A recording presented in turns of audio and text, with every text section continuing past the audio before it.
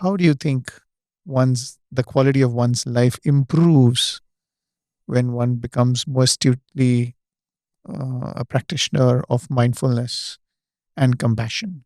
You see, a wise captain knows that even though the captain is in charge of the ship, he doesn't have full control over what's going to happen with the ship and with the journey. He's always responding to challenges that might come. And otherwise, he might face wonderful weather. And so, it's going faster than one imagined. So, essentially, when we are looking at being in control, um, we are also having the wisdom of knowing that you can never be in 100% control of anything at all.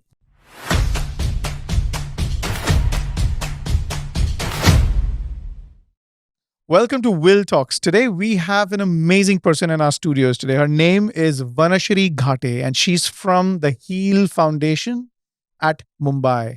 The Heal Foundation. So, what exactly do you do at the Heal Foundation? First of all, I'm so happy to be here. So thank you for having me. And it's wonderful to speak about the work that I do. So Heal Foundation actually it stands for Holistic Expression and Abilities for Living. And the vision that we have is we are based in education as it relates to healthcare. So what we want to do is to bring the education that's based on scientific means, but also creative and holistic. So, by that, we mean mindfulness, compassion based, but also integrated arts. So, in that way, we have several curriculums and workshops that we offer in our outreach programs. But the flagship program that we have is something called Anantara Arts Based Therapy, which is integrated arts having the foundation of the Nalanda principles of mind training. This is absolutely stunning to understand that you're doing so many things, especially words like mindfulness and compassion. Were you always a mindfulness and compassion teacher, or tell us a No. little bit more? Let our audience know, how did you actually come into this? It was a road with many twists and turns, and I'm very grateful for all of them because they give you a certain sense of experience. So I started out actually years ago as a pharmacist, and I soon knew that this is not what I wanted to do. A few years into working, so I did my MMS from SP Jain in 1994. So I've passed out years ago. Then I worked in the corporate world. My career started as in advertising in Draft FCB Ulka as an account planner. I worked for many years and then finally moved into marketing. And after about 15, 16 years, when I was the group marketing manager at Pennzoil Quaker State, that's when I realized that I need to give back to society. And so there began my search for what do I want to do as the next step in my career. And it took a few years to figure that out. But really, I got the idea of what I really wanted to do when I met Vipassana. So I have done Vipassana from Goenka ji style of meditation in 2003. And that happened actually after a lot of research. I was like, for a couple of years at least, looking very actively into what mode of meditation would I like to pursue. And when I found Vipassana, I knew that it was not just meditation in terms of training your mind, but also very scientific and logic based, which is what appeals to me. So I have been a Vipassana meditator since then. But a few years down the line, I realized that there is practice, but there also needs to be theory behind it. So I began to educate myself. So I've done several courses, including a post graduation diploma from Tibet House, Delhi, which is really the institute started by His Holiness the Dalai Lama in order to actually propagate these teachings so that ordinary people can actually understand and practice in their everyday life. Apart from Vipassana and the other programs that you do, did you do any programs in education as well? Yes. So yes, thank you for asking me that because my journey didn't actually end up being an arts-based therapist and starting off Heal Foundation. Really, I when I first shifted into mindfulness and meditation, I started at I did a teacher's training at in a in something called Waldorf education. So Waldorf education is an approach to education that believes that education is not just in the head. It cannot just be intellectual. So it has to come from head, heart, and hands. So unless all three combine, you cannot have a holistic approach to education. And so I did my teacher training at Pridha School, which is one of the first schools in India with the Waldorf approach. And from there, I moved into counseling. I've done my training in counseling from SNDT.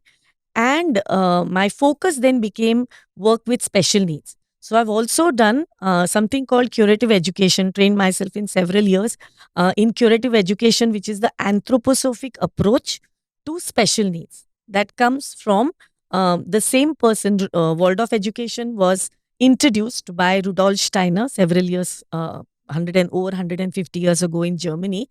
And it was the philosophy behind the education is it's called anthroposophy, which is the place of the human being in the cosmos, in the universe. And so it has that holistic approach that takes into account not just us as humans, but how we stand, what is our place in the universe. And so the approach that they bring to special needs education is that much more holistic and coming from the heart. So I did that. That is where my actual journey began into dovetailing, not just working with special needs and not just holistic education, but also mindfulness. So, you know how it happens? You have you are following a certain path, and then things sort of conspire to bring you to the right place at the right time. And I'm so grateful that so many of those coincidences happened in my life too. So, as I was, working with special needs, with Waldorf education, with counseling.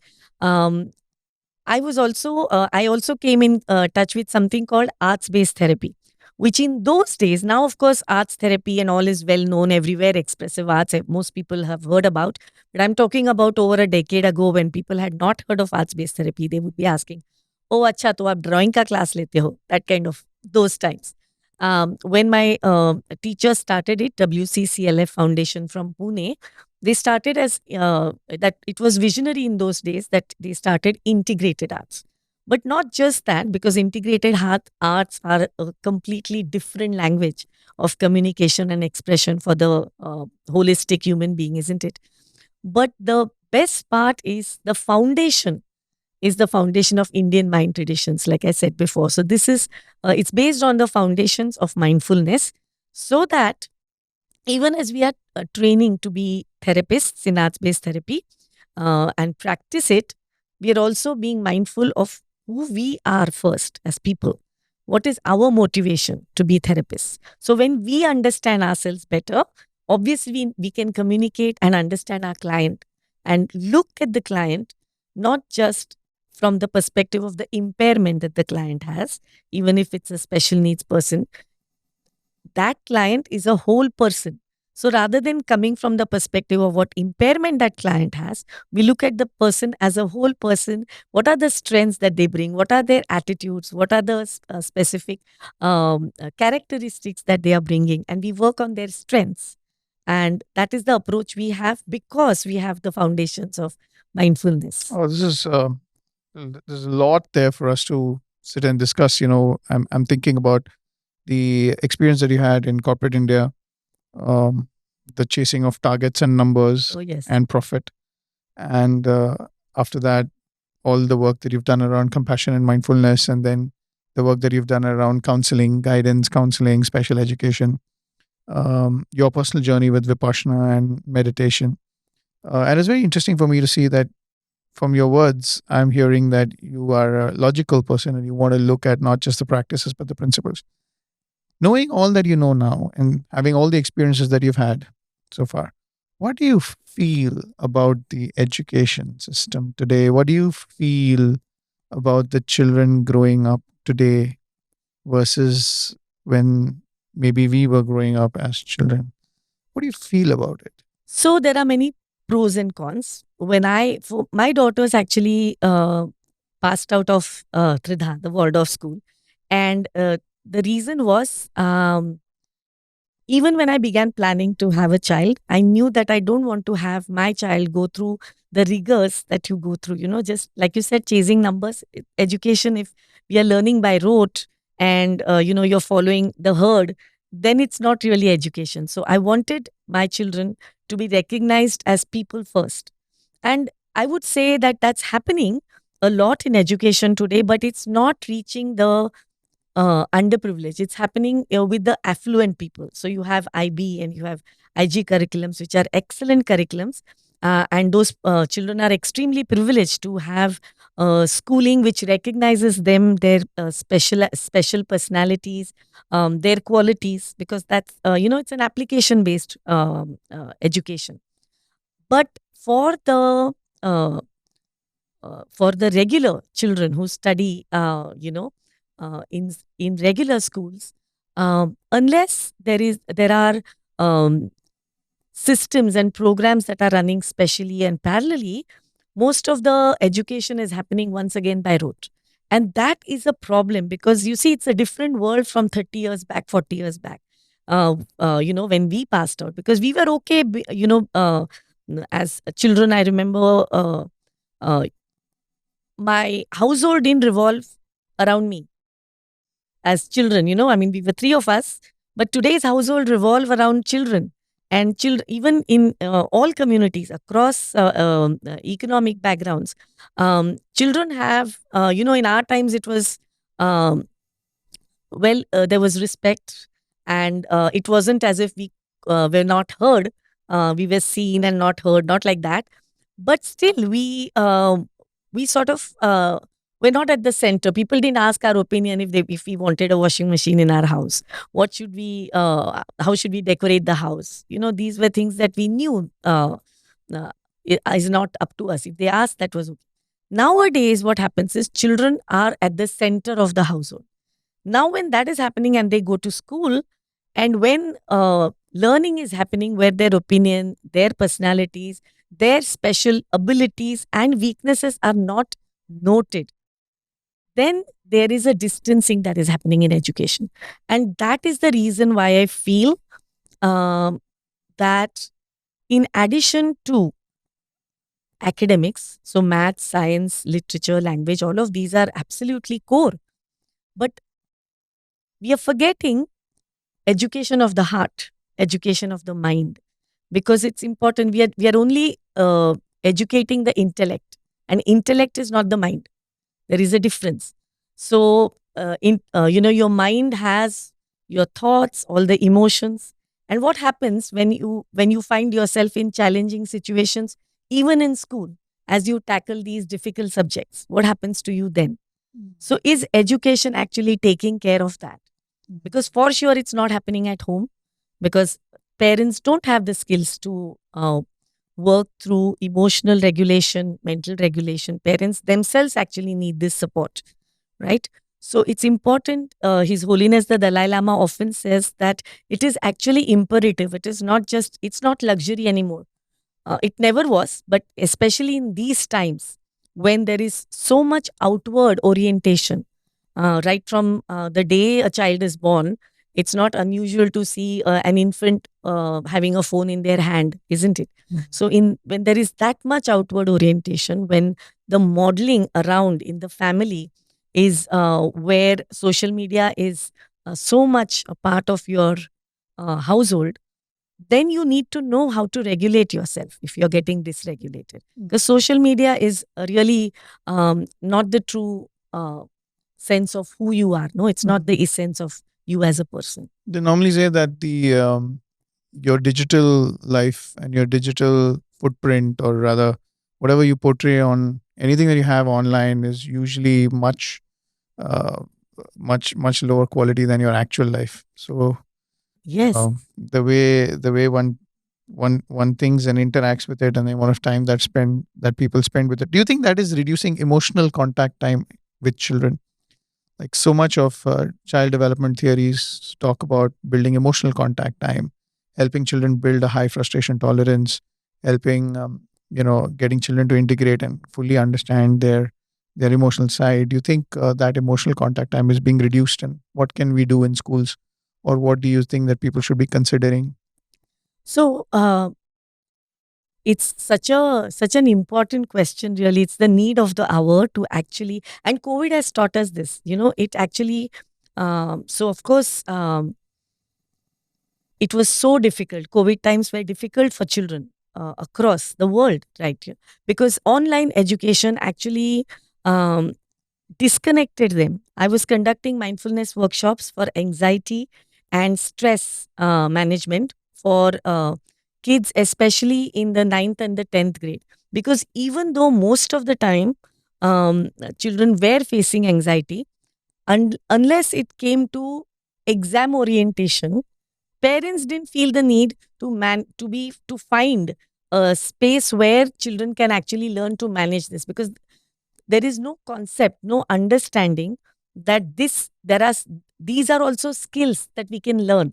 It's possible to make a shift and learn how to manage your emotion, how to your emotions, how to manage challenging situations. These are all skills that can be learned, just like you can learn, say, swimming, you can learn how to bicycle, you can learn a musical instrument.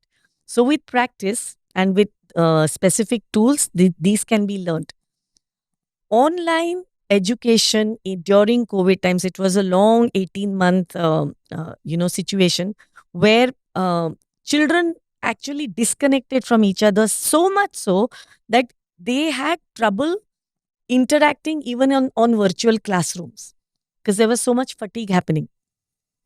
And after these 18 months, now we are back to regular schooling, but somehow the fact that we have disconnected from each other has sort of made inroads into who we are as people, especially for children, because it's so, it's been such a dominant part of their schooling life that it was surprising and really um, actually distressing for me to hear that at the end of these sessions that I was conducting with them, of course, online, because it was during COVID times, the biggest learning, they of course learned the tools. They understood that this is so simple. There are techniques that you can do just, sitting in 2 minutes and finding that time for yourself wherever we are. It's possible.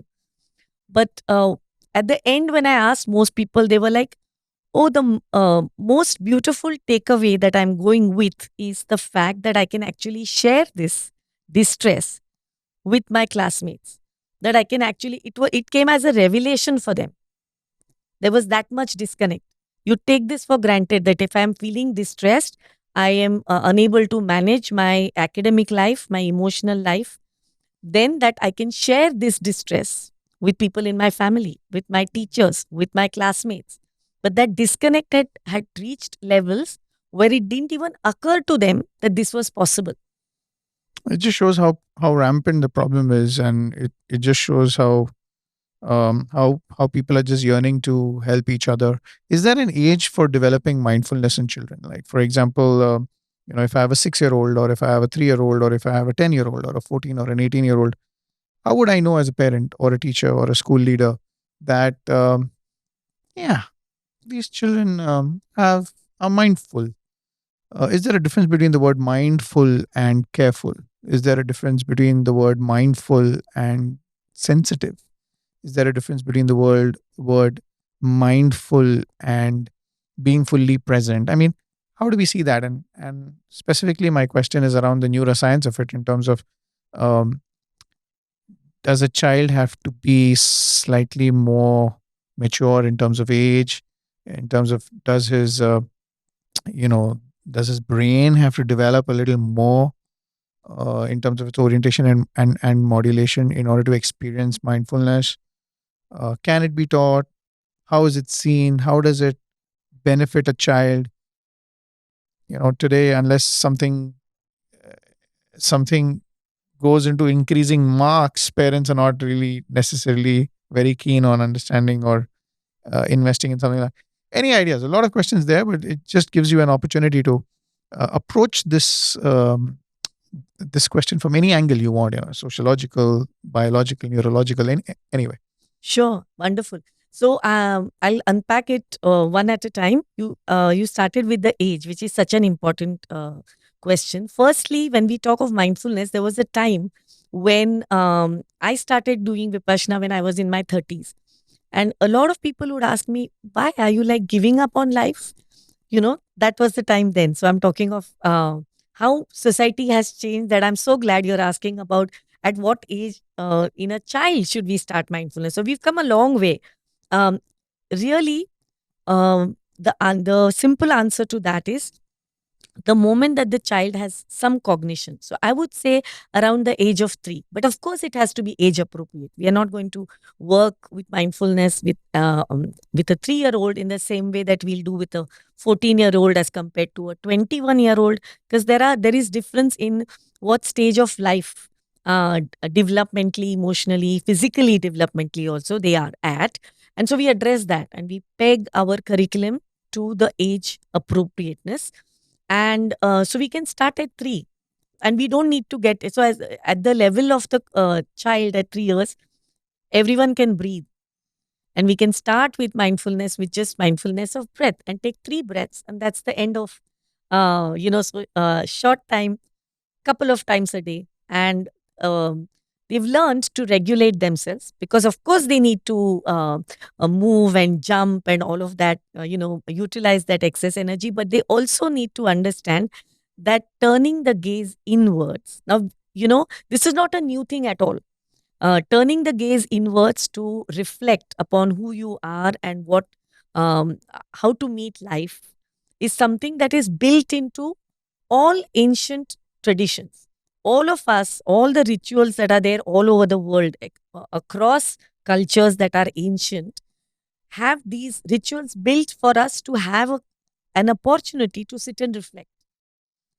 Now, so the idea of mindfulness is not necessarily only coming from the Nalanda tradition. The Nalanda tradition is extremely well developed with an understanding of the mind, for sure. But mindfulness is a part of all ancient cultures. So when we sit for praying, when we sit for, offering gratitude, all of these are aspects of mindfulness, really. Mm. There are now coming to the fact that when you talked about the neurological aspects, the neuroplasticity is the word that actually fits this whole idea. Up to about 20 or 30 years back, um, psychiatrists, neuroscientists, all of them where they believed that we are born with a brain and there's nothing much that we can do. And in fact, as we grow older, the brain begins to deteriorate, which of course happens, normal wear and tear. But it was only when there are many scientists who began research, and Dr. Norman Deutsch, for example, he was a psychiatrist who began to see that despite having limited capacity, um, it was possible to actually teach the brain. So the idea of neuroplasticity really is, and that's well understood now, is that the brain can be taught not just to learn new skills. And the more you learn, the more you practice, the more you wire your brain and form new neural connections, the more there is familiarity and ease with a specific skill. Mm. And it's not just the skill, but also if there is impairment in certain locations of the brain, neuroplasticity can be used. Mm. There is, of course, a training program for that, but it can be, you can train your body and mind to work despite impairments in the brain. So, for example, stroke victims with neuroplasticity, it is possible to regain the sense of balance that they lose.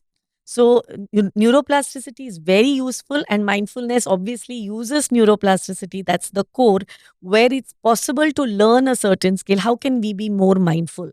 And how can we use mindfulness in everyday life is a skill that can be learned by Mm. anyone. Mm. Now, just like we learn any other skill, we have to remember that it's not just a one time thing. That I learned mindfulness today. I've attended a 2-hour workshop. I know what mindfulness is, and I'm going to be mindful for the rest of my life. That doesn't work. So just like any other skill, you need to keep practicing. And the more you practice, the more the ease. And then you become primed for mindfulness to be a part of your life until uh, you find yourself in the midst of a challenge, perhaps, and your habit then kicks in. These habitual patterns have now transformed, and your mindfulness patterns will kick in times of challenge because you have the practice behind you. Oh, that's beautiful. It's almost like allowing people to respond rather than react to a situation. Absolutely. I was talking to a friend of mine, Jonathan, the other day, and we were discussing how human beings are so different from other species. In most species, for example, there are these ideas of critical skills and sensitive skills. And critical skills, if it's not developed at a particular time during the growth and maturation, then it cannot be developed. Example, case in point, could be a bird, and when a bird is born, the little baby bird has to very quickly develop the understanding of how to use the wings. If that doesn't happen at a particular state, then because that's a critical skill, that bird may not be ever able to fly. Mm. And a lot of research around neuroplasticity then said that in human beings, there's literally no critical skills. That everything is sensitive skills, Yes. which means that pretty much it's a story of hope. That if you've not learned something earlier, or if you didn't get it at a time when it was most conducive to that period, and I think even Piaget talks about some stages of development where there are certain times when certain things have to come in, and the human brain is most receptive to that at that point in time. However, it's never a no, right? These sensitive skills can be developed at any point in time, and I think that is a message of hope that everyone can take back. When you say mindfulness is a skill, I understand the brain because the brain is an organ. Where is the mind? Because there's no organ in my body called the mind. And what do you mean by mindfulness? Does it mean that I'm only quiet and breathing, or does it mean that I'm using my brain and thinking? Is there a difference between being mindful and anything else? Because the mind, I don't know what the mind is. So, is there anything that you'd like to unpack around that? Sure. Um, so the key question is, where is the mind, right? Mm. And we associate, when we say mind, we normally say this. So Mm. by inference, we are talking about the brain. And yes, of course, we have a concentration of neurons in the brain. So for sure, the organ that we associate with intelligence and the mind is the brain. But really, when we are talking of mindfulness, we are talking of mind-body connection. So there are neurons that are found in the gut, in the heart, and we say that there Wait, is, there are neurons. yeah, neurons in the Yeah. gut. The second highest density, other than the brain, is the gut. So when we are talking about gut feeling, there is an intelligence there that is coming, and your body is constantly sending signals. So we look at the mind as a one way phenomena. The mind is sending signals to the body. No, it's working as a, they work together, and it's a dynamic uh, feedback loop. So the body sends information back to the mind, and the mind responds, and so on. And so it's such a beautiful wisdom of the mind and the body to work together. When we are talking of mindfulness here, we are actually tapping into our inner resources, our inner landscape. That's what we mean. So, for example, um, we are talking about having awareness about what's happening within us, with us rather. So, just to give you an example, you know, uh, a metaphor that sort of explains this. If you ask, if you look at a fish swimming in the water, would the fish be aware of the fact that the fish is in the water, or would the fish not, I mean, because he's always seen only the water, right? So there is not, the fish doesn't really have awareness of the fact that it's swimming in the water. The bird is not aware of the air around it, it's simply flying. Now what we can do, because we have these special cognitive skills, we have a higher order brain, is bring awareness to what is around us. It's possible to bring awareness to the fact that I'm sitting here right now having a conversation. Now, of course, I know this is happening. This is normal, natural. You're saying what bring awareness, meaning it's obviously you're aware that you're here and I'm here. But now, when I'm bringing awareness, I am uh, uh, being a witness to who I am in this moment. That's a different So it's a idea of third party awareness. perspective. Actually, bring which is we call it perspective taking. So bringing a little distancing to ourselves, not to get caught up in our own challenges and emotional baggage and drama. So that's the advantage. But right now, there is no drama happening. But yet, I can sort of be a witness to what's happening around me. And for example, as I sit and pay attention to what's happening in my mind, I can sort of begin to name what's happening. So I'm sitting here, with cameras on me and the mic here. This is not my normal, set of circumstances. So of course, there's a little bit of nervousness happening. I can become aware of it, and it was always there. But when I bring awareness, then I can name it. I can say, all right, I'm slightly nervous, but I'm also excited to be here because this is something that is so close to my heart to be talking about mindfulness. Then I bring awareness to my body, for example, and I begin to notice that, oh, okay, perhaps there is a little ache building up, in my lower back. And a fact that, I can actually sense a little, murmur on my forehead, perhaps. So these are things that if I had not brought awareness and attention to it, I would not have noted. The skill of mindfulness is actually bringing attention to something. So it need not. So we it, actually it's meant to live in daily life to ourselves only. What's happening within us. Um, we bring the attention to ourselves repeatedly. There is a second aspect to it. Repeatedly is one. Remembering to bring the attention back to ourselves because our mind is so distracted. We call it the monkey mind. And my teacher, Mingyur Rinpoche, he says, he says the monkey mind of a monkey who's drunk. So imagine that. I mean, constantly jumping from. I Uh, think they say chanchal. No, Absolutely. there's this Chanchal mind. chatter Yes. always. Constant mental chatter is going on. And it's always happening in the background. Sometimes we are aware of it, but most times we are not. Mm. Now, simply bringing our mind and awareness to what is happening in our inner mental, emotional, physiological landscape, we call it somatic experiencing. When we bring that aspect, then as you're doing that, if you're doing that as I was speaking, we begin to simply with this awareness begin to settle down wherever we are. So, in the midst of what is happening, automatically by bringing awareness and attention to it, we begin to settle down. But then there is a third aspect of mindfulness, which brings in the ethical aspect.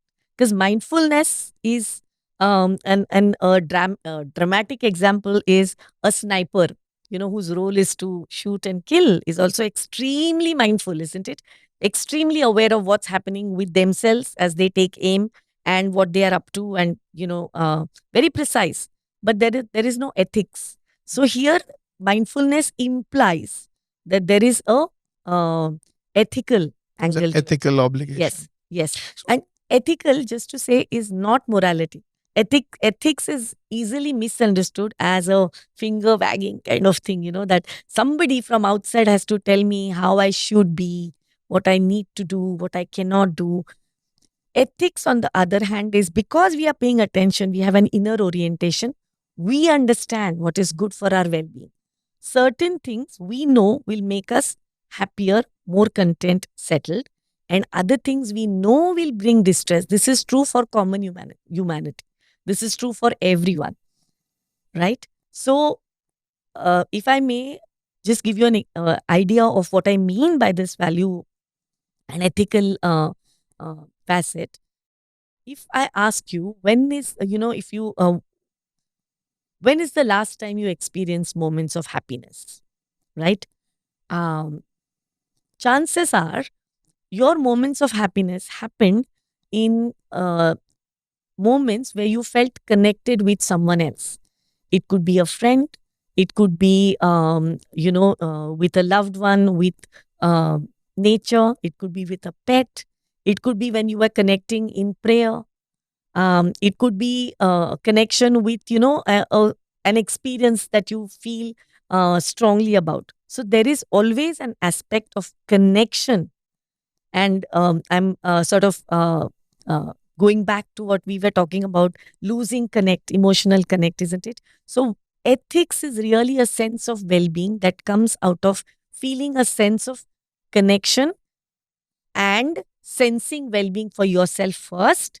And only when you understand that this is what well-being means to you, you're happier when you feel connected with others. So naturally it's the same for everyone, common humanity. If some things make you happy, those are the same things that make others happy too. Mm. And so you feel actually more inclined to enlarge your circle of connections and create this ripple effect of goodwill and well being, and let those ripples reach to more, larger and larger, more expanding circles. This is beautiful because in many ways what you explained was, in my head I was thinking it's probably the difference between I, me, and myself, and to be able to understand that I am not alone, and I am not just I'm not a ship without a rudder, and I'm not just like bouncing around, but the fact that I'm being more aware of what's happening to me on deep down on a somatic level, at a physiological level, or at a social level, I think allows me to be in control of myself, allows me to be calm, allows me to feel safe, and allows me to feel like I am the captain of my ship. Uh, what are the benefits for somebody to feel and live that way? Maybe as a student, or as a parent, or as a teacher, or a principal. How do you think the quality of one's life improves when one becomes more astutely a practitioner of mindfulness and compassion? So I'm going to take off from the beautiful metaphor you used. You can be the captain of your own ship. How beautiful. Um, you see, a wise captain knows that even though the captain is in charge of the ship, he doesn't have full control over what's going to happen with the ship and with the journey. He's always responding to challenges that might come. And otherwise, he might face wonderful weather. And so, it's going faster than one imagined. So, essentially, when we are looking at being in control, um, we are also having the wisdom of knowing that you can never be in 100% control of anything at all. And yet we live with the expectation that we ought to be. And that is actually what causes problems in our life, because we live our life as if we wanted a certain thing to happen in a certain way, and if that didn't happen, then it's as if, where did we go wrong? Why does this happen to me? Life is unfair to me. And, what did I do wrong? So there are all these feelings of perhaps guilt, shame, feeling of life being unfair. And so, uh, a sense of the mind being disturbed with these challenges, with whatever emotion might be, upfront for you. In that sense, we are feeling as if, because I'm not in 100% control, therefore things are wrong. Things went wrong for me. How about having the wisdom of, if you just sit back and reflect and ask yourself, today, most of the day is gone. How many things in today's day, if you just ask yourself, went 100% as the way you visualized it? I mean, 3 o'clock, you thought something will happen. 12 o'clock, you thought lunch will be served. And how many of those things happened exactly as you had visualized them? So, if you extend this reflection further, how many things in your life have happened exactly as you had wanted them to happen? So the wisdom really lies in understanding that a mindful thing to do, a thing with the wisdom and understanding, is to meet life where it meets you. Mm. and then utilize. So we are building all these resources. We are not suggesting that life is only full of challenges. Of course not. But when challenges rise up, then you have already built the resources to work through those things. So God forbid if large challenges and storms happen in your life, you will still let that storm pass by. You know the storm is going to pass. Captain of the ship, remember? A wise captain knows. You just have to hold on. This too shall pass. This too shall pass. I want to ask you this question around surrender because I think I heard you say that vice captain knows that not everything will go in his control, but he also understands that there are things that are in his control. So this idea of surrendering, um, how does that how does that fit with you in the scheme of mindfulness and compassionate and building compassion? Like, do you what are we surrendering to, and how does surrendering with surrendering humility come into play when in our everyday work life, when surrendering as a concept looks like you're giving up and looks like you're running away. Do you have any thoughts around that? Yes. Um, so surrendering has, like you rightly said, the connotations of, saying that I give up because I'm not able to deal with it, um, or the fact that I have to um, acknowledge another person or another entity as being better than me somehow, and therefore I'm bowing down to them.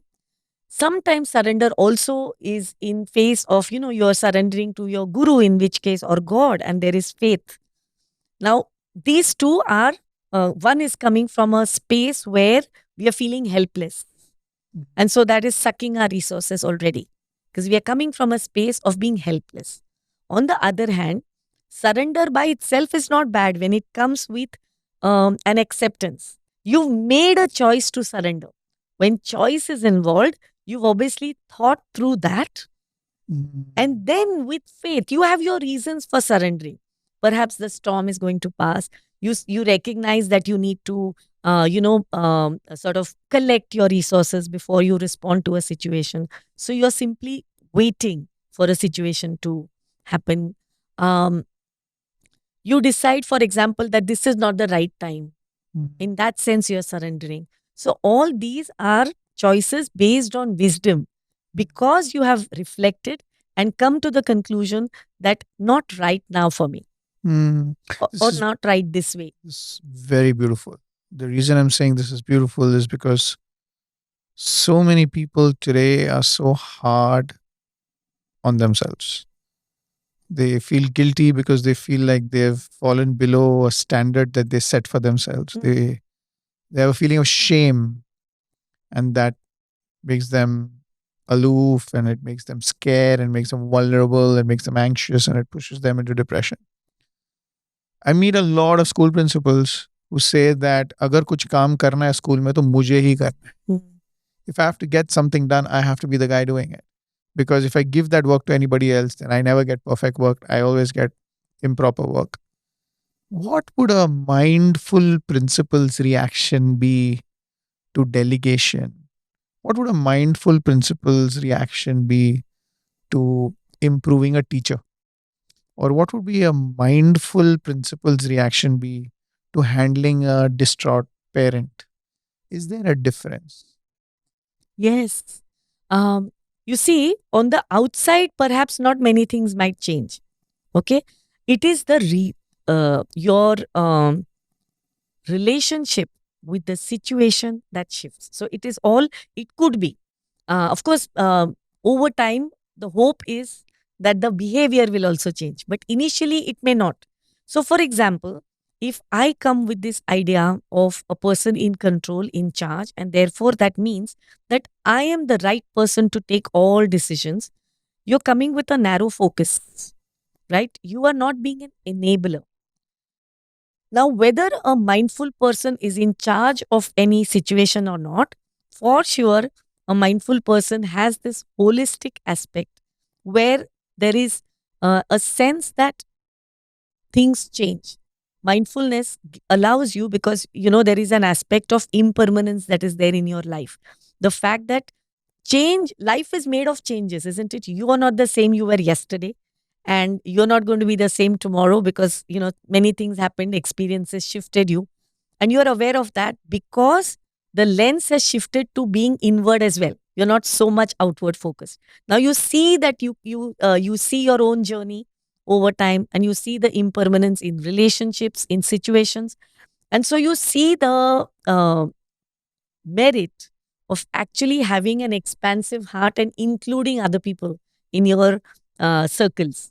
So therefore, what we are doing is then we become enabling. So if, for example, I feel that my teachers, my staff, my students are not capable, then we know that all of this is a skill. We can train them and Mm. make them capable, because having so for example, imagine in a classroom, uh, if a teacher sort of begins the class, a mindful class, by saying that, class, make a charter where we set down what are do's and don'ts that we will follow in our mindfulness class. So let's begin.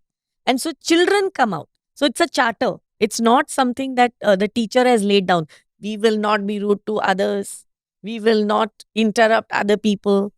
Now, when we make this a dynamic process, it's not something that's written in stone. We can work, because we missed a few points. We didn't think of some points. We didn't note that down correctly, for example. And so we keep that charter dynamic. It's always visible in the classroom, and children will themselves be able to say that if I don't like to be interrupted when I'm talking, then obviously no one else will like that. So we say, all right, we will not interrupt each other. That becomes a part. If we say, for example, confidentiality is an issue. So teacher, of course, the prompts can happen from the teacher, but the charter is laid down by the children democratically. It's possible for a principal to do that with their teachers. Rather than laying things down as I am dictating these to you. So this is the aspect of difference between morality and ethics. If it comes from you, you see the benefit for yourself and your school, that all these things make your life easier. Having a more mindful class is going to be of benefit to the teacher, selfishly looking at from the teacher's perspective, but really it's going to benefit the whole school in more ways than one. So coming back to what are the benefits of mindfulness, research has shown where mindful schools, so for example, there is a C learning curriculum that it stands for social, ethical, emotional learning. I'm a trained facilitator. It's started by Emory University, Atlanta, and and it from Emory University in collaboration with His Holiness the Dalai Lama's Trust. So all the principles of mindfulness and Nalanda tradition that I was talking about is now a curriculum that exists. It is free in the C Learning website. If you put a link, they'd be able to see that 5 hours anyone can just log in and have access to 5 hours of short videos and understanding of how C learning can be a part of classrooms. Mm. They have curriculums, age appropriate curriculums across levels. So there are some 4 levels available, starting from elementary school, middle school, high school, etc.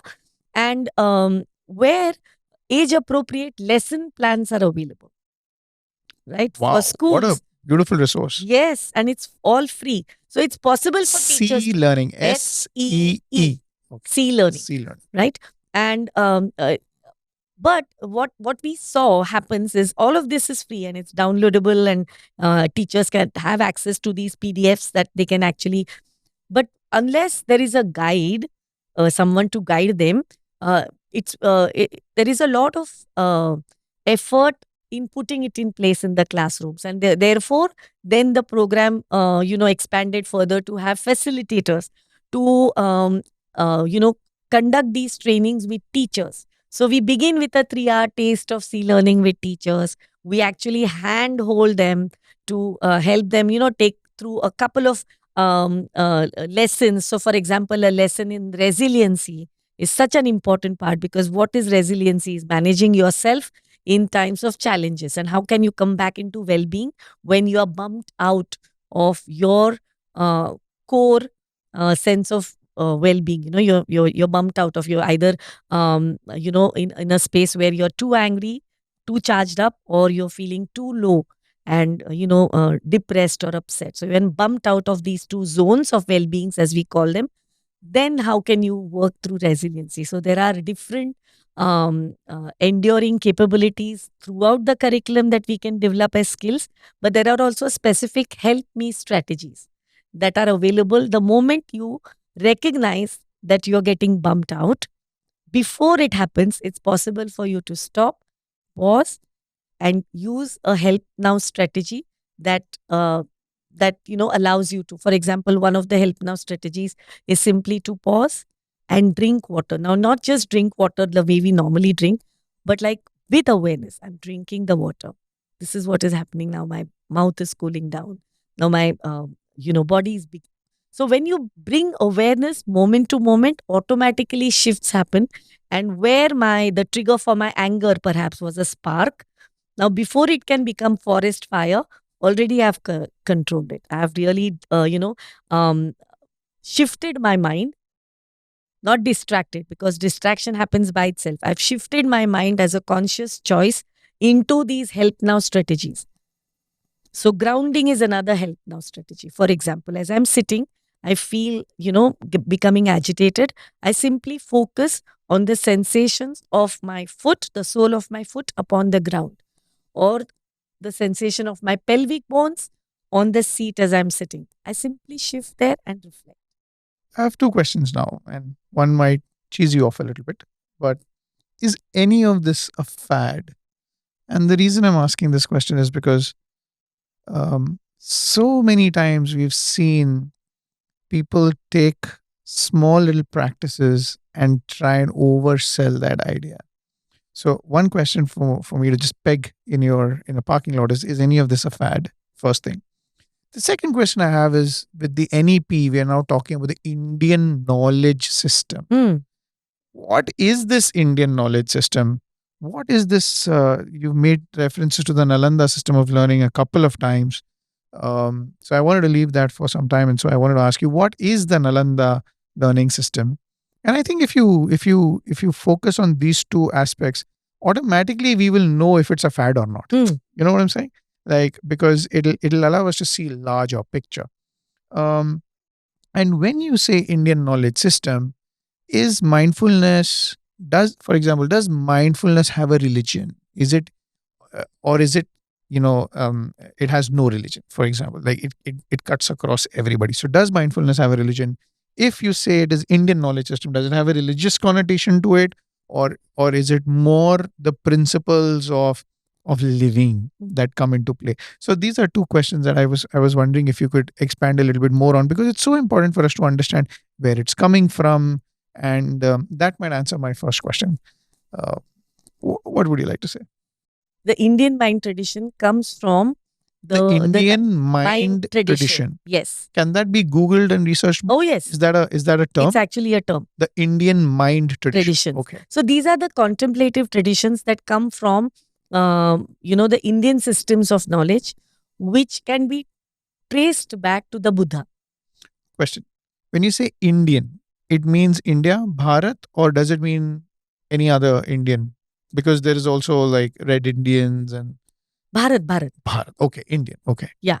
So, Indian as in coming from India, originating from India. However, that has grown over the years. I'll come to that. But essentially, these are the Nalanda traditions that are actually referring back to Nalanda University. First university in the world? Yeah. Takshila and Nalanda, thousands of years old, and thousands of students coming from all over the world, right? So, we are talking about. We're talking about thousands of years old and thousands of students coming from all over the tens and world. thousands of students coming from all over the world in both of these universities.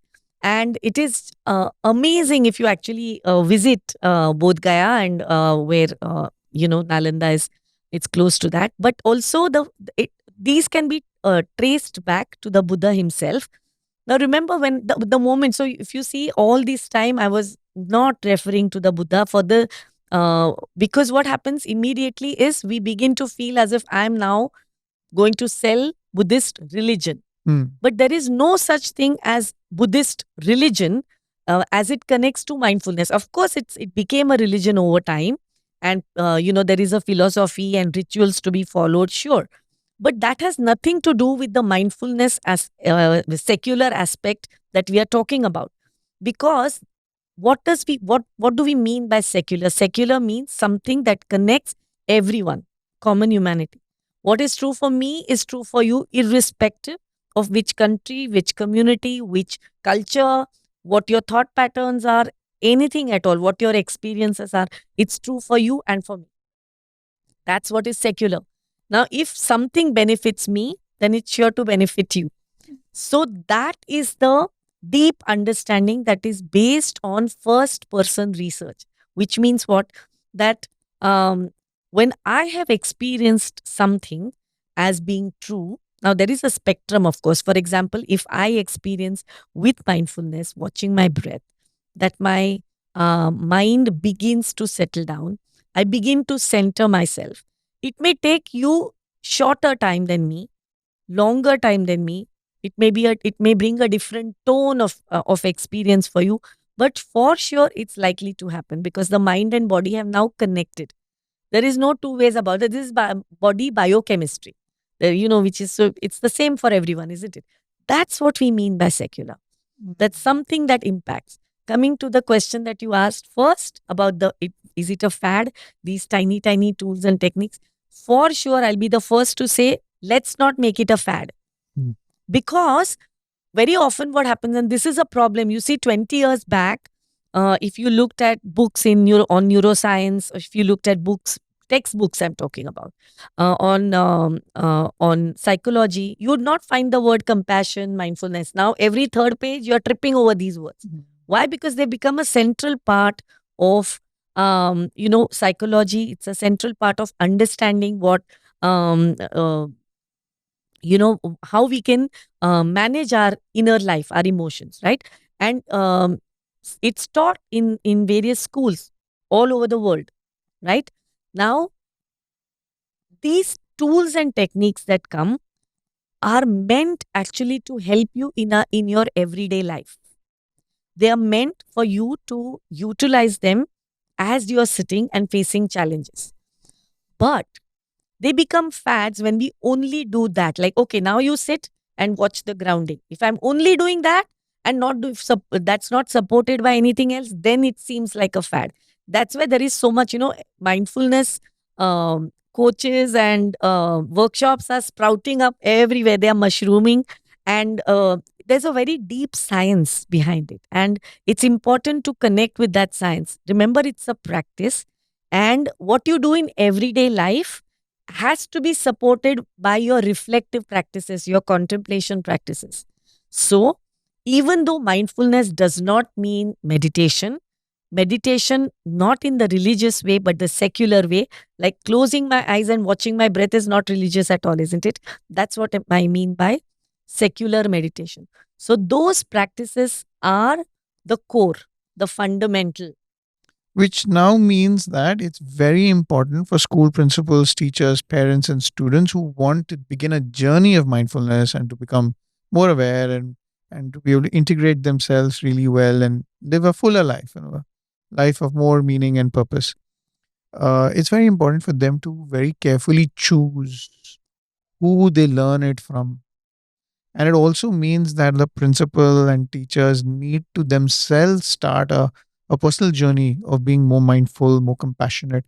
It just feels like it'll make the school and the world a better place to be. It almost feels um, like a cradle, like a nest. There is warmth, and everyone is taking care of each other, and everyone is holding each other in their space and holding the space for one another.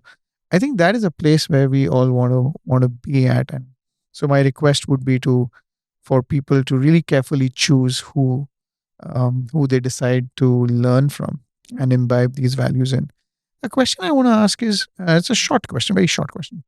Will a child in a classroom be able to identify if a teacher is a mindful teacher or a not mindful teacher, especially after experiencing one? A story comes to my mind. This is a teacher who was sharing this, in a platform where we had come together. She is a kindergarten teacher from Turkey, mindful sea learning teacher. And she shared with us saying that, while she was, these are tiny thoughts, right?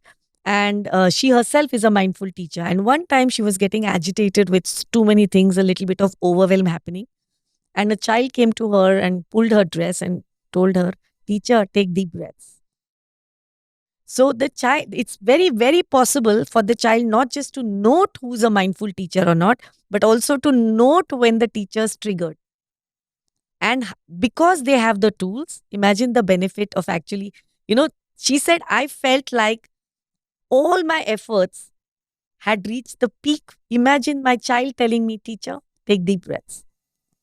I love that story because if the child did not have the mental systems and toolkit available to handle that situation, that child, being like a 3 year old or a 4 year old, is in the company of an agitated adult, and that child could be affected negatively. The child could get scared, the child could be scarred, the child could feel like they're not in a safe place, or the child, worse still, the child would probably normalize that behavior and say, it's okay for me to get agitated. But the fact that the child walked up to the teacher and surmounted an in almost an insurmountable situation, went up to an adult and realized that this adult has lost control, and then knew the exact thing to say to that adult,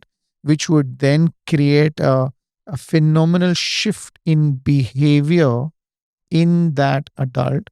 And obviously the teacher was overwhelmed with happiness, and with she was able to experience the happiness.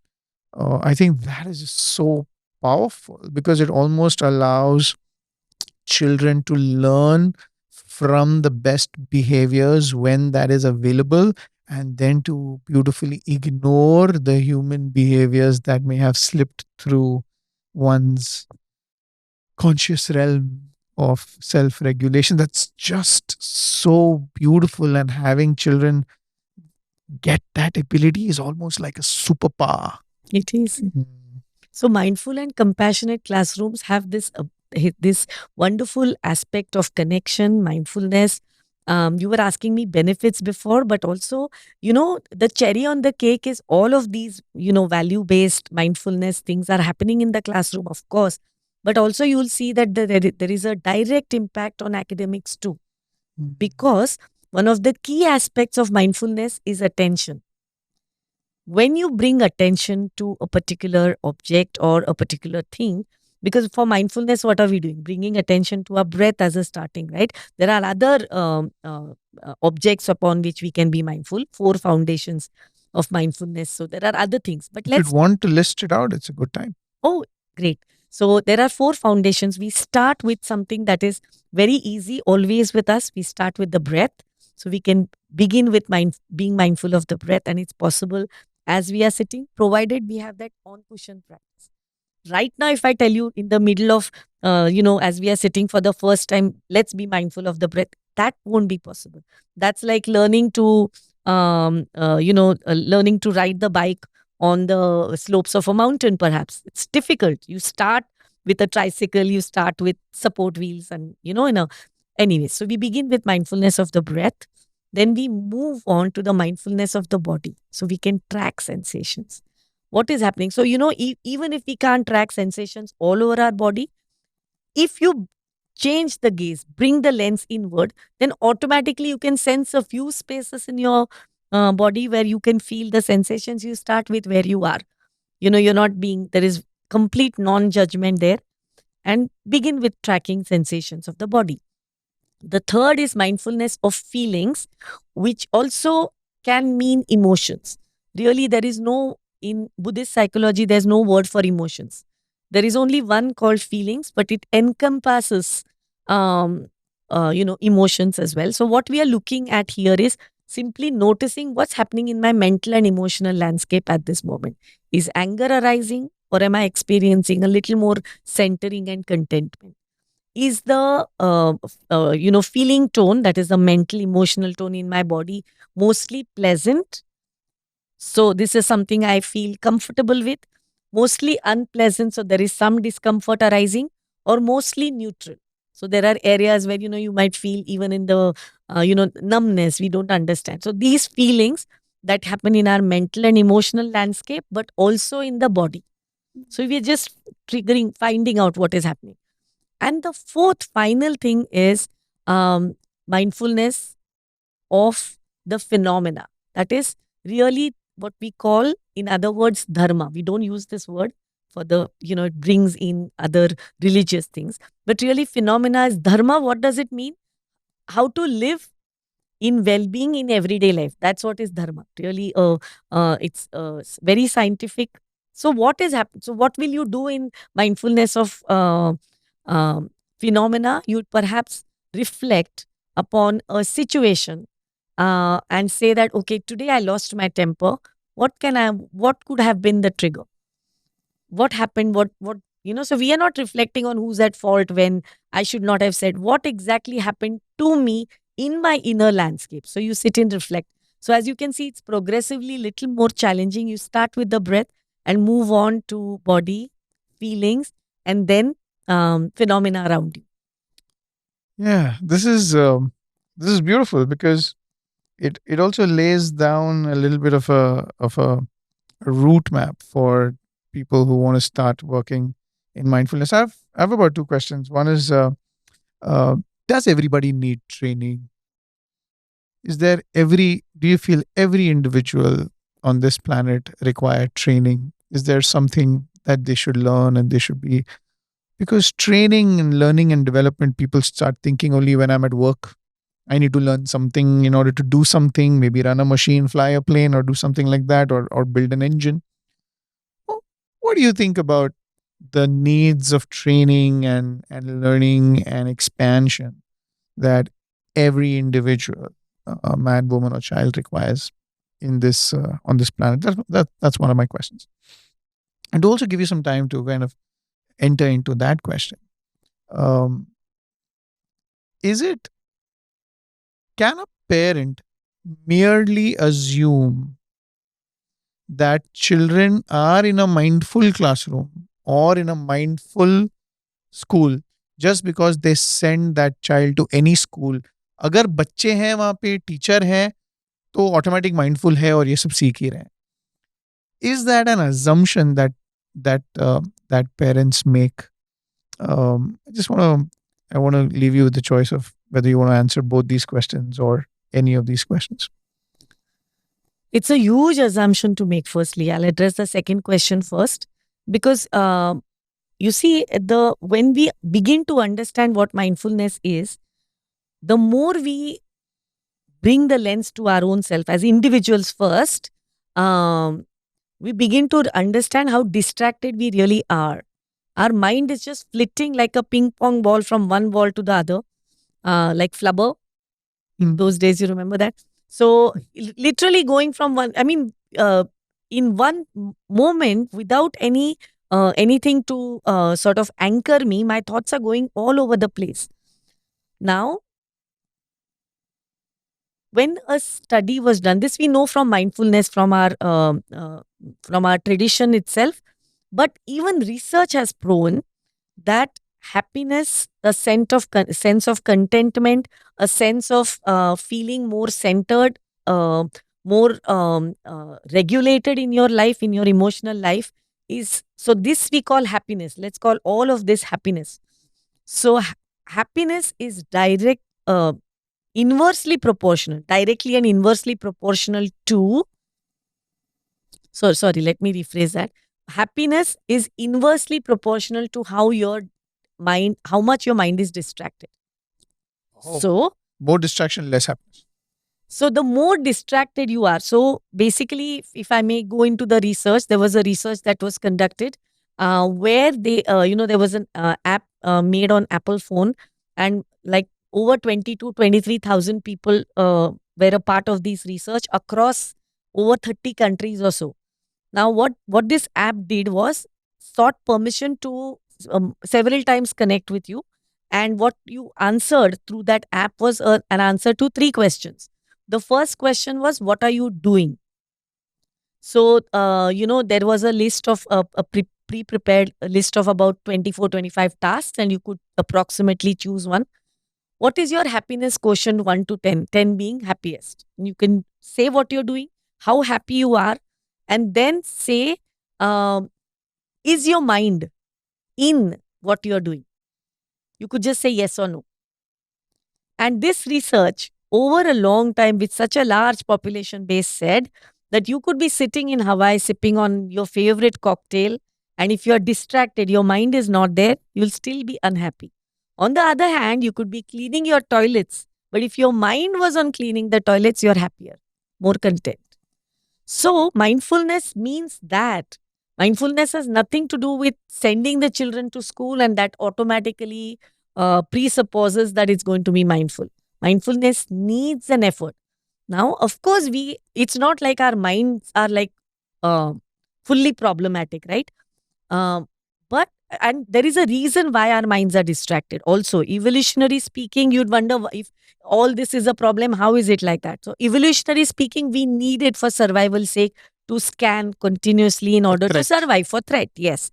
So, but we are, and we lived like that for thousands of years, right? Several thousand, 100,000 years like that. So, our minds are not developed enough to cope with the idea that a snake is not lurking around the corner. There's no tiger outside the door, right? So we are still in that distracted state, still looking for. So, evolutionary speaking, evolutionary psychology actually gives this answer that it's distraction has a purpose. We don't need it anymore, right? But we still, I mean, there is a potential within us to be mindful. It's just that it is not enough for us to feel content. So the answer to your question on whether everyone needs to train to be mindful would be, if you feel that when you face a challenging situation at work, in school, or wherever you are, that you can regulate yourself. You can come back to where you are and regulate yourself, finding purpose and opportunity even in the challenges, because that's what is making you, despite the challenge, happier and more content, isn't it? If that is happening with you, then that's great, wonderful. Mm. It's time for you to actually, step out and help others around you, Mm. really. But if that's not happening, and I suspect more and more post COVID, but also in the times of social media, we are so outer oriented, constant comparison with what's happening in everybody else's life, assuming that they are happier than we are, and constantly trying to catch up with that, is actually making us more and more discontent with Mm. our life situation. Our discontentment has nothing to do actually with what we find ourselves in. Mm. It has more to do with our outer orientation. The more we learn to connect with ourselves, the more content we will be. Mm. And those skills, I would say, need to be learned.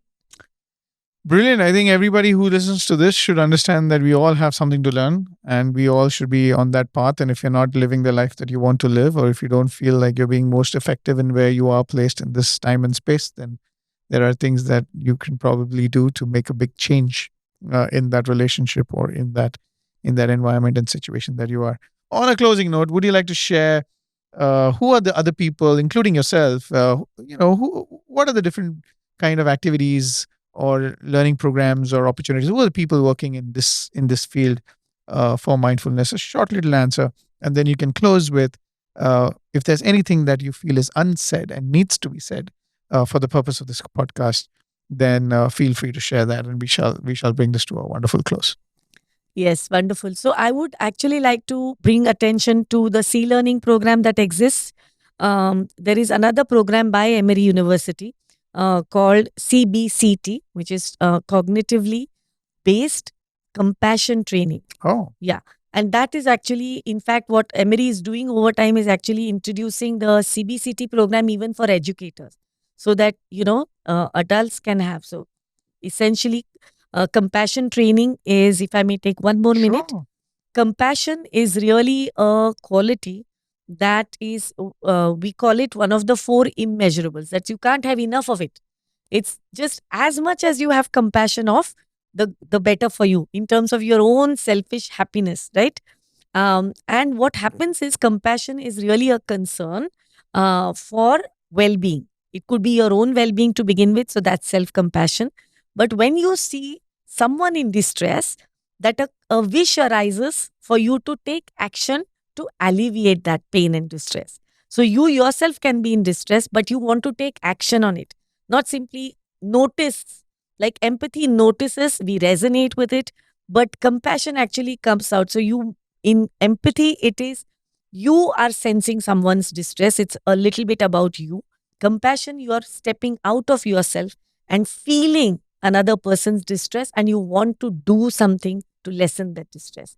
Now, compassion has this wonderful quality of being one of those emotions, instincts, whatever you call it, to be a magnet for other good qualities to automatically come. Once you begin to have compassion in your life, you'll sense that other good qualities, such as being kind, being more understanding, being more sensitive, being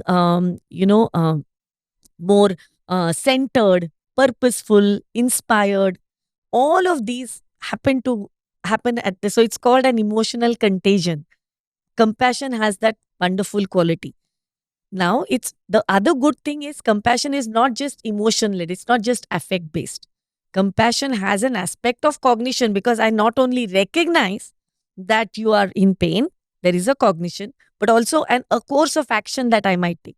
Now, this can simply be, it doesn't need to be a physical action. No? So, when I want to lessen your distress, it can simply be sending a wish, may they be happy, may their suffering reduce.